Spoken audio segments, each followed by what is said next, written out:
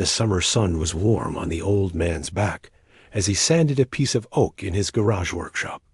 The smell of sawdust was his perfume now. To the people of Cedar Brook, he was just the colonel, a quiet, polite man who fixed porch railings and never talked about the wars he'd clearly seen. He liked it that way.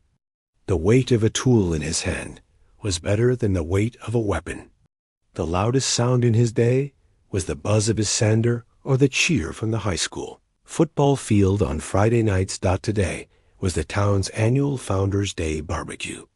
The colonel, wearing a faded plaid shirt, walked to the park, carrying a bowl of his neighbor's potato salad.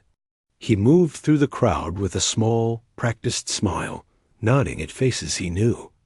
Kids ran screaming through sprinklers. The air smelled of charcoal and cut grass. He found a spot at the end of a long picnic table, content to watch, to just be a part of the scenery. A man he didn't recognize sat down across from him. He was younger, with sharp, intelligent eyes and a friendly, open face. "They tell me you're the man to see about a wobbly table," the man said, offering his hand. "I'm the new renter over on Elm. Just moved in last week. I'm a doctor, doing some research up at the lake." The colonel shook his hand, the grip firm and brief. "I can take a look at it," he said, his voice a low rumble. "Probably just needs a shim." They made small talk about the town, the weather. The new doctor was pleasant, asking good questions. Then, as the colonel reached for a paper plate, his sleeve pulled back just a little. The scar on his forearm was exposed for a second. It wasn't big, but it was ugly. A pale, jagged line that looked like a lightning bolt, with smaller, faded puncture marks around it. The doctor's sentence stopped in the middle. The colonel saw the man's eyes lock onto the scar. The friendly smile on the doctor's face froze, then tightened into something else. It wasn't curiosity. It was recognition. A deep, unsettling flicker of knowing that vanished as quickly as it came. "That's quite a mark," the doctor said, his voice still light, but his eyes were no longer looking at the colonel's face. They were glued to the old wound. "How'd you get a thing like that?" The old story was ready on the colonel's tongue. He'd told it 100 times. "Old viper bite," he said, shrugging. "Happened on a camping trip way back when." "Got me good. A viper?" the doctor asked. The word came out too fast. He leaned forward slightly. "Do you remember what kind? The color, the pattern? Was the head triangular?" The questions were like little darts. Too specific. Normal people said, "Ouch, that must have hurt," and moved on. They didn't ask for a field report. "It was a long time ago," the colonel said, his tone final, a door gently closing. "Just a snake in the woods." But the doctor wasn't listening. His gaze was intense, clinical. "The scarring pattern. It's unusual. The necrosis along the bite radius." He seemed to catch himself, pulling back. He forced another smile. "Sorry. Medical professional habit. Looks like it healed cleanly, though. No lasting effects? No? Recurring fevers? Strange skin sensitivity?" Every question was a key, trying to turn a lock the colonel had sealed shut decades ago. A cold feeling, one he hadn't felt in years, began to uncoil in his stomach. It wasn't fear. It was the awakening of an old animal sense, a silent alarm bell that once meant the mission was compromised. "I'm fine," the colonel said, standing up. The movement was smooth, but it was a tactical retreat. "Enjoy the barbecue. Welcome to town." He walked away, feeling the doctor's eyes on his back all the way to the lemonade stand. The sun felt too hot now. The laughter of the children sounded distant, like noise from another room. He bought a drink he didn't want and stood under an oak tree, pretending to watch the horseshoes game. His mind was no longer in the park. It was hurled back through time to a place of wet heat and the smell of rotting leaves. He remembered the mission, of course. He remembered every second. The frantic run through the moonless jungle, the weight of the scared scientists they were pulling with them, the silence of his team, communicating only with hand signals. And the bite. A sudden, hot sting on his forearm as he pushed through a thicket. He'd looked down and seen the serpent, its scales catching a sliver of light in the dark, not like any local species he'd been briefed on. It had looked almost metallic. The defecting biochemist they were rescuing had seen it too, and his face in the green glow of their night vision had shown not concern, but a terrible, calculating satisfaction. Back at the evac point, the medic had treated it. Weird bite. Doesn't look right, the medic had muttered. But the debriefing officers later had been clear. A venomous snake bite. An unfortunate accident. You were treated. It's over. They had all signed papers. The mission, Operation Winter Fang, was sealed away. Now, here in this safe, sunny park. A stranger with a doctor's eyes had looked at a 30-year-old scar and seen a secret. The colonel finished his lemonade, the sugar tasting sour on his tongue. He tossed the cup and walked home, his steps measured and steady. Anyone watching would see a tired old man calling it a day, but inside his quiet house, with the door locked, he was no longer just the colonel from Cedar Brook. He was a soldier standing over a map where a red X had just appeared in the middle of his quiet, green world. The past hadn't forgotten him, and it had just walked into his town with a friendly smile and a dozen dangerous questions. The peace, he realized as he stared out his kitchen window at the empty, quiet street, had always been just a story he was telling himself. The real story, the dangerous one, was just beginning. The quiet in the house was different now. It wasn't peaceful. It was the heavy, listening kind of quiet. The old man stood by his kitchen sink, staring out the window, but not seeing the neat fence or the apple tree. He was seeing the doctor's face. Those sharp eyes, hungry for details about a scar. His arm itched. He looked down at the pale, jagged mark. For 30 years, it had just been a thing that was there, like an old dent in a car.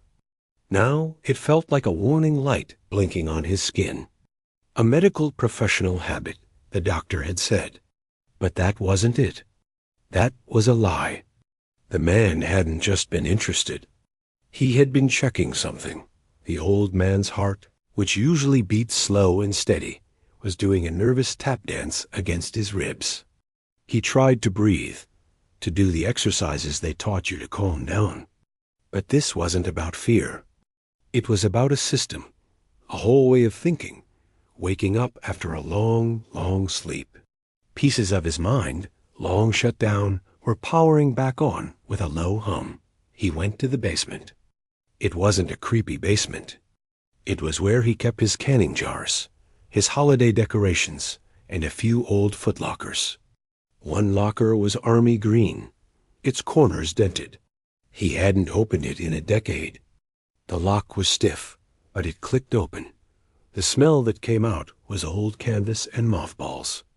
On top was a folded flag, some ribbons in a box, and a stack of black and white photos of men with young faces. He moved these aside carefully, with a sort of tenderness. Beneath them was a smaller metal box, plain and gray. No lock dot inside this box. There was no gun, no knife, no secret passport. There was a simple, cheap, plastic watch with a broken strap, a dried-out packet of waterproof matches, and a single bent copper coin from a country that didn't exist anymore. These were his just-in-case things, the things you kept to prove to someone, somewhere, that you were who you said you were, that you had been there. He picked up the coin, feeling its rough edges. The jungle mission. They had called it Winter Fang. The name felt cold in his warm basement. He remembered the exhaustion, the constant, damp chill that got into your bones. The mission wasn't to fight. It was to grab and go. Their job was to pull a scientist out of the dark, a man who wanted to defect, to come over to our side. The man was a biochemist, a brain. The intel said he was a prize. The old man sat on the dusty basement steps, the coin in his hand. He let the memory come, like watching an old movie he hated. They had reached the scientist in a muddy hut. The man was jittery, his eyes wide behind thick glasses. He kept a small metal case clutched to his chest. The run back to the extraction point was a nightmare of thorns and sucking mud. They were almost to the clearing where the helicopter would come when the old man, pushing through a wall of vines, felt the hot, sharp sting on his forearm. He jerked back and saw it, coiled on a branch. The snake. It was wrong. That was the thought that had screamed in his head then, and it screamed now. Its scales in the dim light had a strange, oily sheen, like a puddle with gasoline in it. It wasn't just green or brown. It had a weird, unnatural color. The scientist had seen it happen. In the green glow of their night vision, the old man saw the scientist's face change. The fear melted away. For a split second, the man looked satisfied, like a chef who sees his cake has risen perfectly dot, then the moment was gone. The team medic slapped a bandage on it, pumped him with something from a needle. "You'll live, boss, probably." The helicopter came. They flew into the black sky, and that was that dot back at the hidden base. The debriefing wasn't with his usual commanders. It was with two quiet men in crisp civilian clothes. They looked at the bite, asked a few questions, and then shut it down. "You were bitten by a native pit viper. The venom caused localized tissue damage, hence the scarring. You received a broad-spectrum antivenin. The mission is classified. The scientist has been sequestered. You will not speak of this." He had signed the paper. They all had. He was given a medal he never wore and told to forget. But now, holding the copper coin, he knew. That snake was no accident. It was placed. The bite was deliberate. That scientist hadn't just been escaping. He had been conducting one last experiment. He needed to know about the new doctor. He put the things back in the box, closed a footlocker, and went upstairs to his small desk. He didn't have a computer. He didn't like them. But he had a telephone book and a phone with a cord. He called his only friend from that life, a man who lived out west and fixed old radios for a living. They talked once a year, at Christmas, using careful, boring words. He dialed the number. His friend answered on the third ring. "Merry Christmas," the old man said. It was their code for, "This is a serious call." A pause on the line. "Bit early for that, isn't it?" His friend's voice came back, wary. "Got a visitor in town. A doctor, new, asking about my old camping scar." Real specific questions. He could almost hear his friend's mind working, thousands of miles away. "What's his name?" The old man realized with a chill that he didn't know. The doctor hadn't actually said. He described him instead. Younger, sharp, said he was doing research at the lake. Asked about snake species, necrosis, recurring fever. The silence on the line was long. Then his friend sighed, a tired, old sound. There were rumors. After Winter Fang, about the scientist, Volkov. He had a protégé, a favorite student. Brilliant, they said. Shared his unusual ideas. The kid disappeared after Volkov did. People looked, but he was a ghost. Name? The old man asked, his mouth dry. Don't know a real one. They called him the apprentice. The old man thanked his friend and hung up. The room was spinning. The nice new doctor at the barbecue wasn't just a curious man. He was the apprentice. And he wasn't in Cedar Brook to study the lake water. He was here because of the scar. He was here because of what was in the scar. The old man looked at his forearm again. It wasn't a souvenir from a camping trip. It was a delivery. A message in a bottle that had been waiting 30 years to be opened. And the man who sent the message had just arrived to collect it. Sleep was impossible. The old man sat in his dark living room, the only light coming from the street lamp outside, painting stripes across the floor. The word echoed in his head. Apprentice. It wasn't a name. It was a title, and it felt colder than any name ever could. He needed to move, to do something. Thinking was turning in circles, like a dog chasing its tail. Just before dawn, when the sky was a dull gray, he put on his work jacket and a plain baseball cap. He looked like any other older fellow, heading out for an early start. He got in his old pickup truck, but he didn't drive to the hardware store. He drove slowly past the house on Elm Street. It was a small, white rental with a neat lawn. A rental car was in the driveway. The curtains were all closed. It looked peaceful, normal. But knowing what he now knew, the house seemed to crouch on its foundation, hiding its secret. He kept driving, out past the edge of town to the new community garden. It was Cedar Brook's pride and joy. A big, sunny plot of land divided into little squares, each one tended by a different family. Tomatoes, corn, beans, bright flowers. He himself had helped build the wooden fence around it last spring. He pulled over and got out, walking along the fence line like he was just inspecting his handiwork. The garden was waking up. Bees buzzed. The air smelled of damp earth and growth. But his eyes weren't on the plants. They were on the bags. Stacked neatly by the tool shed were bags of fertilizer. Green Grow All-Purpose Plant Food, the label said. He'd seen them before. The town bought them in bulk. He walked closer. His boots quiet on the grass dots. Something was different. One bag was open, its top rolled down. Inside, the fertilizer wasn't the usual uniform gray pellets. Mixed in was a finer, bluish-white powder. It was subtle. If you weren't looking, you'd miss it. He dipped 2 fingers in, rubbing the mixture between them. The blue-white powder felt slick, almost like ground-up chalk. It had no smell. A memory, sharp as a knife cut, flashed in his mind. The scientist, Volkov, in the helicopter, clutching his metal case, muttering to himself, not in fear, but in excitement. The old man had only caught a few words, strained through the roar of the engines. Asterisk, dormant until activation. The triggers common, elegant, asterisk. He hadn't understood then.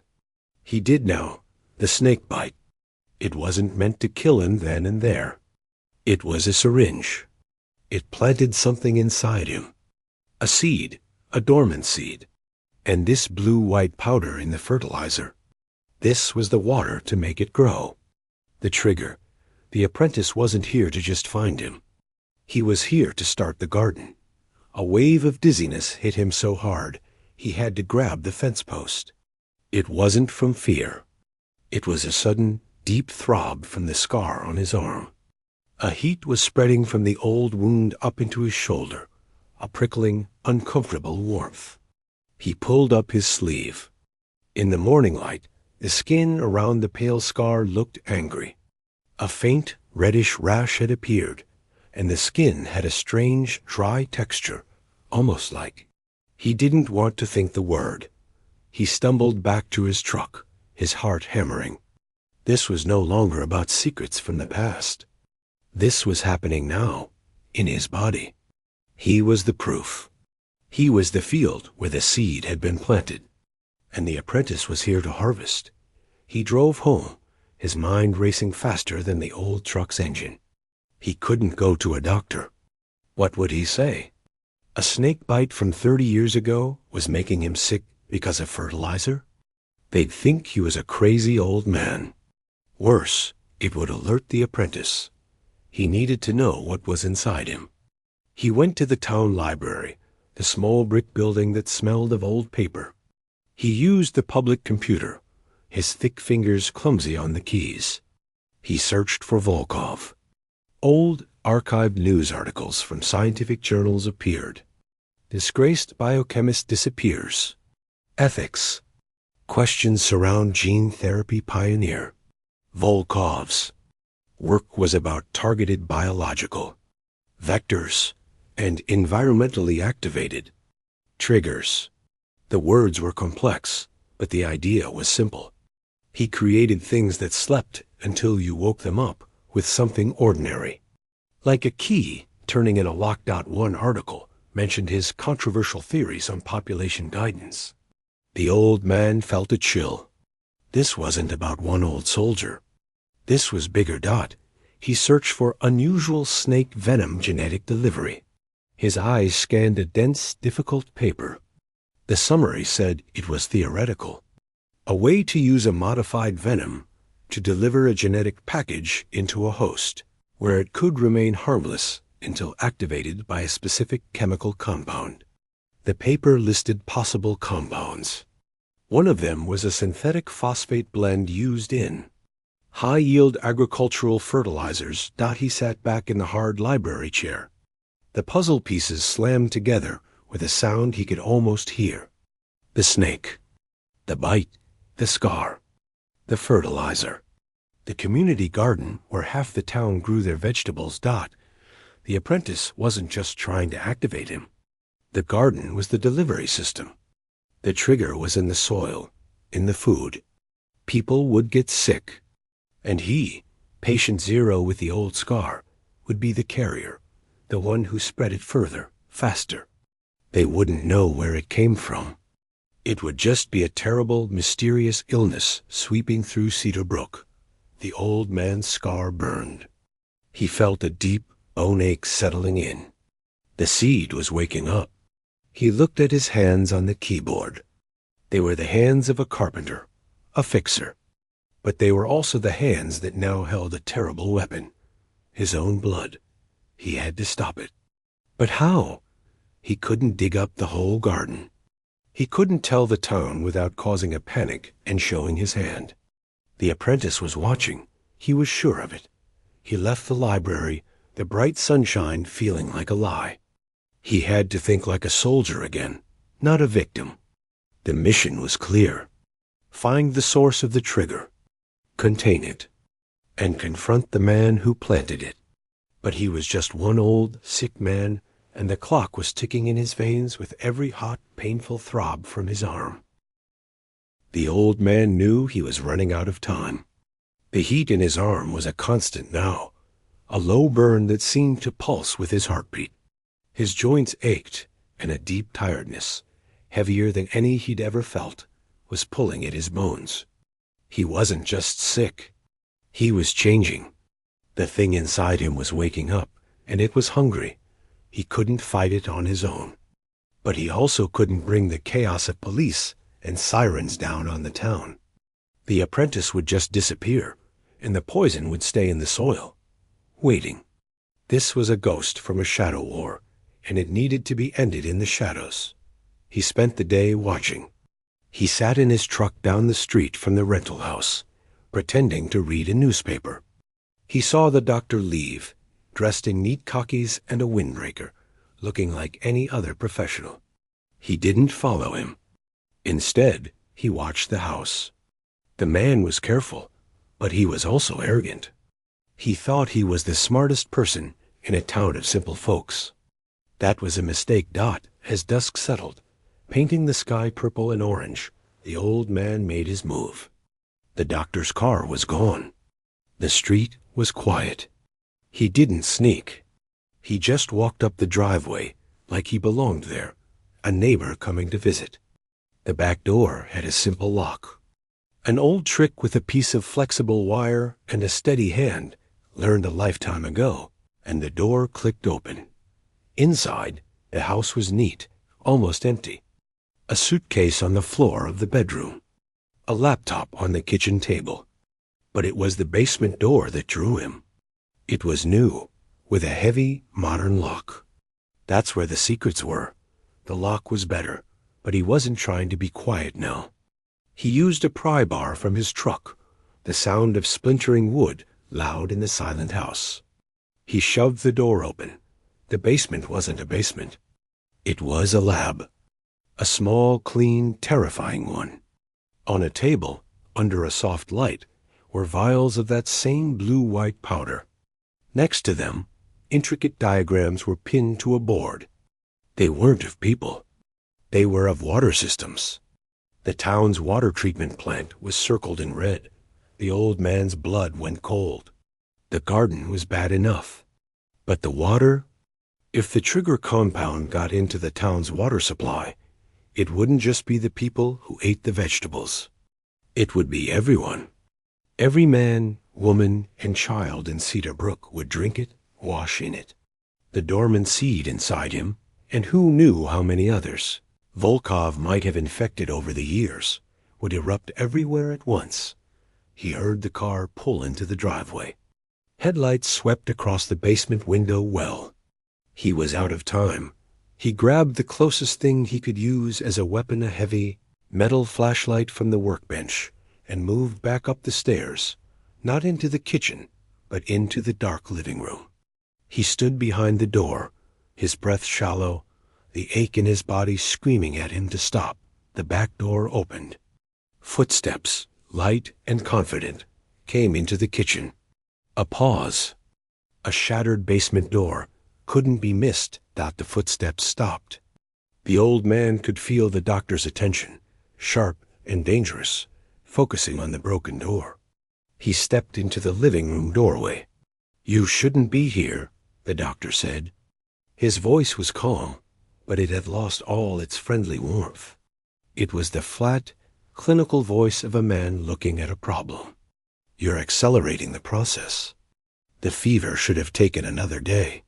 You're poisoning the water," the old man said, stepping out from behind the door. He held the flashlight like a club. "A trigger is not a poison," the doctor corrected, as if teaching a slow student. "It's a key. Your body is the lock. Volkov's masterpiece has been sleeping in you for decades. I'm just here to turn the lights on, to show the world his genius." He was a monster, the old man growled, the heat in his arm flaring. He was a visionary. The doctor snapped, his calm cracking for a second. "And you were his first canvas, a living testament. Now the whole town will be the gallery." The old man charged. It wasn't graceful. It was a stumbling, painful lunge fueled by pure desperation.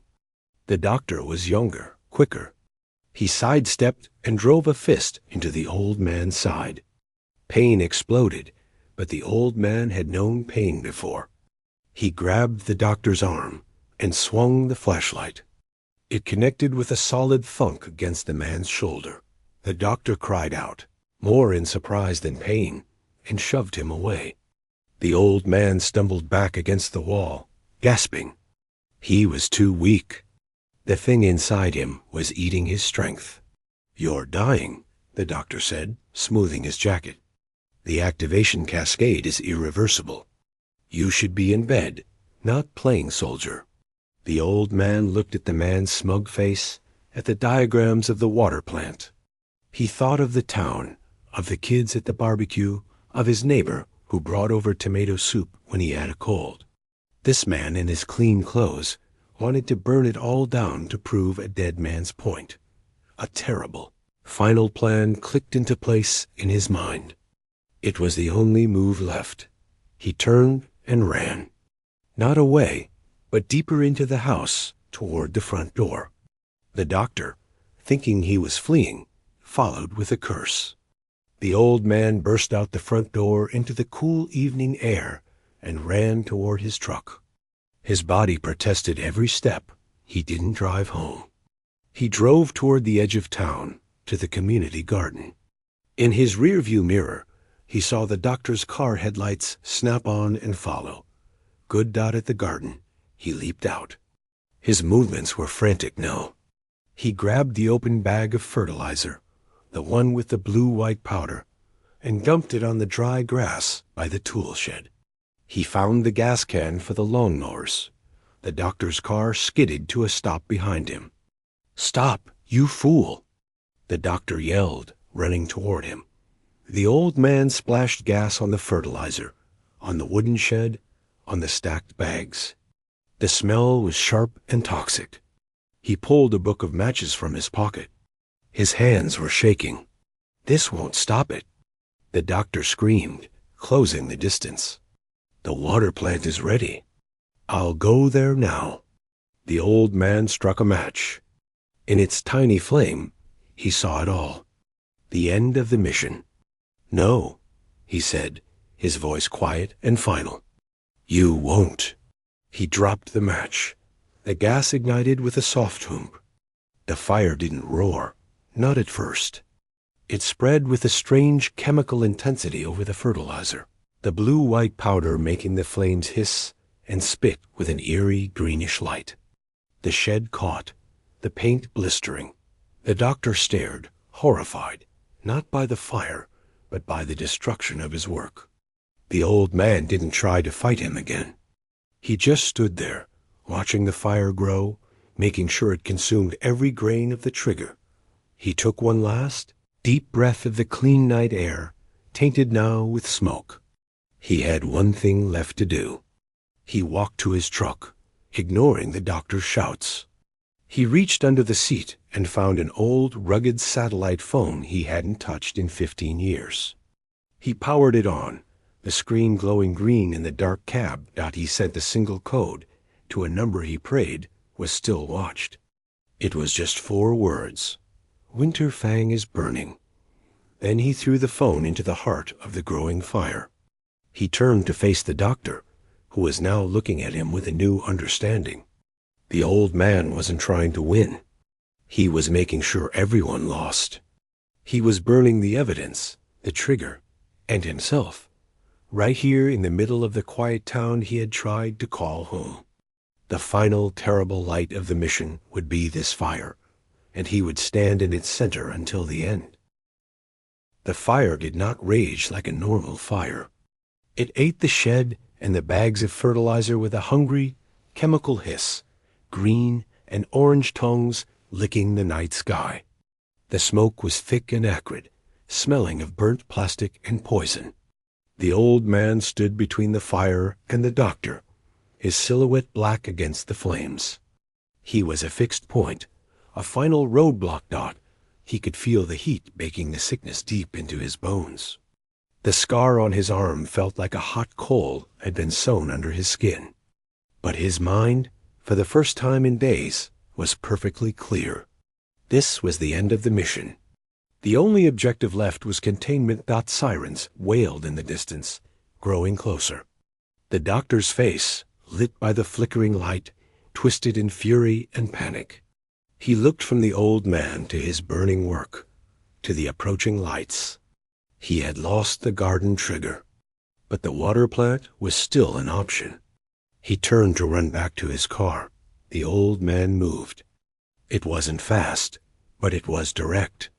He didn't tackle the doctor. He simply threw his whole weary weight into him, shoving him off balance as he tried to pass. They both stumbled onto the damp grass, away from the fire's intense heat. The doctor scrambled, trying to get up, his eyes wild.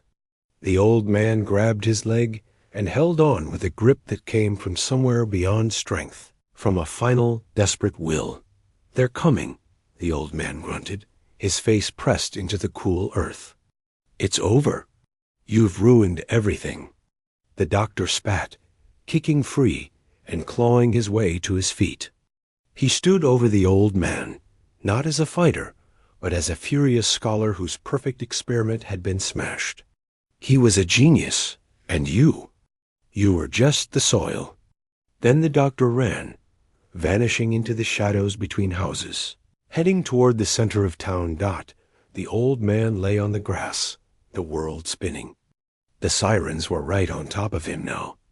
Red and blue lights painted the trees, flashing against the dark. He heard car doors slam, the crackle of radios, shouts of Get the hose on that shed. Boots crunched on the gravel near his head. A young police officer knelt beside him, his face concerned. Sir, can you hear me? What happened here? The old man tried to speak, but only a rough cough came out. He pointed a trembling finger in the direction the doctor had run. The new doctor. On Elm, he did this. He's going to the water plant. The effort exhausted him. His vision tunneled, the worried face of the officer fading into a blur. When he woke up, he was in a white room. Not the local clinic. The air smelled too clean, the hum of the machines too quiet. There were two men in suits standing at the foot of his bed. They had the calm, patient look of men who are used to waiting, used to cleaning up messes. One of them stepped forward. The fire is out. The garden soil is being replaced. The man from Elm Street was apprehended at the water treatment facility. He was carrying several vials of an unknown substance. The old man tried to nod, but his neck felt stiff. You are very sick, the other man said, his voice softer. The pathogen in your system has been fully triggered. Our medical team is here. The treatments will be difficult, but we believe we can suppress it. You will not be contagious. They asked no other questions. They didn't need to. They knew the story. They knew Winter Fang. They were the quiet men from the debriefing room. 30 years later, the treatments were a different kind of war. Days and nights blurred into a parade of needles. Cold fluids pumped into his veins. Scans and lights and a fatigue so deep he felt buried by it. He dreamed of the jungle, of the snake with the oily scales, of the scientist's satisfied smile. He dreamed of the barbecue, of the doctor's friendly, lying eyes. When he finally woke up feeling like himself again, weak, but clear, he was in a different room. A sunroom. Through the window, he saw the familiar maple tree from his own backyard. They had brought him home. The official story in Cedar Brook was a small miracle of simple lies. A tragic chemical fire caused by a disturbed, out-of-town doctor who was planning an act of vandalism. The brave colonel had confronted him and raised the alarm, getting hurt in the process. The doctor was in federal custody for bioterrorism charges. The town was safe. A hero's welcome awaited, but he didn't want it. He refused the interviews, the ceremony at town hall. He let the mayor hand him a framed certificate on his own porch, shook his hand, and went back inside. The town, relieved and eager to move on, let him. They decided he was a humble hero, and maybe a little shaken up. That was fine with him. Slowly, life returned to its rhythm. The woodshop sawdust. The quiet evenings. His strength came back, bit by bit, though he tired more easily now. The scar on his arm was still there, but the angry heat was gone. It was just a pale, twisted piece of skin again. A memory. One evening at dusk, he sat on his porch swing. The neighbors' kids were playing in their yard, their shouts happy and carefree. He watched them, and for the first time, the sight didn't fill him with a knot of fear for what might have been. It was just kids playing. He looked down at his arm, at the old scar. It was no longer a secret ticking inside him. It was just a scar. A receipt for a bill that had finally been paid in full. The peace he felt now wasn't the quiet of hiding. It was the true quiet that comes after a long and terrible storm has finally passed. He knew the world held shadows.